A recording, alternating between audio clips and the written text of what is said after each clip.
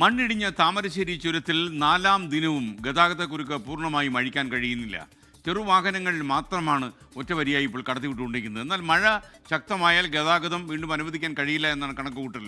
പ്രതിസന്ധി തുടരുന്നത് ആരോഗ്യ സേവനങ്ങൾക്കുൾപ്പെടെ കോഴിക്കോടിനെ ആശ്രയിക്കുന്ന വയനാട്ടിലെ ജനങ്ങൾക്ക് വെല്ലുവിളിയായി. ഓണാവധി സമയത്തെ ഗതാഗതക്കുരുക്ക് ജില്ലയിലെ വിനോദസഞ്ചാര മേഖലയെ ബാധിക്കുമോ എന്ന സംശയവും ബാക്കിയാകുന്നു. വയനാട്ടിലെ ലക്കിടിയിൽ നിന്ന് തുർജിത്ത് അയ്യപ്പത്ത് വിവരങ്ങളുമായി ശരിയാണ്. തുർജിത്ത്, ഒറ്റവരിയുമായി ഈ വാഹനങ്ങൾ കടന്നു പോകുമ്പോൾ ഒരു സ്പീഡ് അവലംബിക്കാൻ കഴിയുന്നുണ്ടോ? SKN പൊതുവെ വാഹനത്തിന്റെ തിരക്ക് കുറവാണ് ചുരത്തിൽ എന്നുള്ളതാണ് ഏറ്റവും പ്രധാനപ്പെട്ട കാര്യം. ഇന്നലെ മുതൽ തന്നെ ചെറിയ വാഹനങ്ങൾ കടത്തിവിടുന്നുണ്ട്. അതായത് ചെറിയ വാഹനങ്ങൾ മാത്രമാണ് പോകുന്നത്. ചരക്ക് വാഹനങ്ങൾ ഇവിടെ നിർത്തിയിട്ടിരിക്കുകയാണ്. ഒപ്പം തന്നെ ബസ്സുകളടക്കം നിർത്തിയിട്ടിരിക്കുകയാണ്. കൃത്യമായ നിയന്ത്രണം ഇവിടെ ഉണ്ട്. ആ നിയന്ത്രണം പാലിച്ചു വേണം പോകാൻ എന്നുള്ളതാണ്. വിദഗ്ധ പരിശോധന ഇന്ന് ഉണ്ടാകുമെന്നുള്ളതാണ് അറിയാൻ കഴിയുന്നത്. വീണ്ടും ഇത്തരത്തിൽ മലയിടിച്ചിൽ സാധ്യത. ഇന്നലെ കല്ലുകളും പാറകളും എല്ലാം തന്നെ റോഡിലേക്ക് പതിക്കുന്ന ഒരു അവസ്ഥ ഉണ്ടായിരുന്നു. പക്ഷേ മഴയ്ക്ക് ശമനമുള്ളതാണ് ഏറ്റവും വലിയ ആശ്വാസം. കാരണം മഴ ശക്തമായാൽ അത് സ്വാഭാവികമായും വലിയ രീതിയിൽ അത് ബാധിക്കാനുള്ള സാധ്യതയുണ്ട്. ഒരുപക്ഷെ 200 mm മഴ ഇവിടെ പെയ്താൽ 220 mm അടുത്ത് മഴ പെയ്തു എന്നുള്ളതാണ് പറയുന്നത്.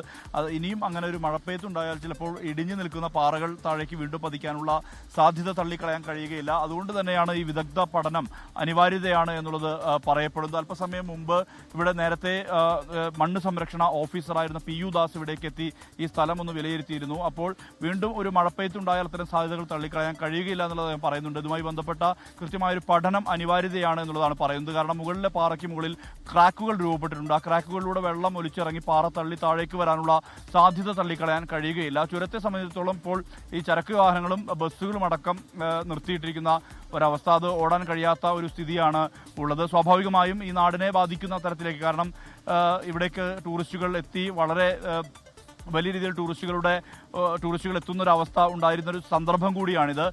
പക്ഷേ അതിൽ ഒരു കുറവ്, ആ ഒരു തരത്തിലേക്ക് വലിയൊരു കുറവ് വരുന്ന രീതിയിലേക്ക് കാര്യങ്ങൾ മാറി എന്നുള്ളതാണ് പ്രതിസന്ധി. പക്ഷേ എന്തായാലും ഈ ചുരം ഇന്ന് തന്നെ പൂർണ്ണ തോതിൽ ഗതാഗതം പുനഃസ്ഥാപിക്കാൻ കഴിയുമെന്നുള്ള പ്രതീക്ഷ പങ്കുവയ്ക്കുന്നുണ്ട്.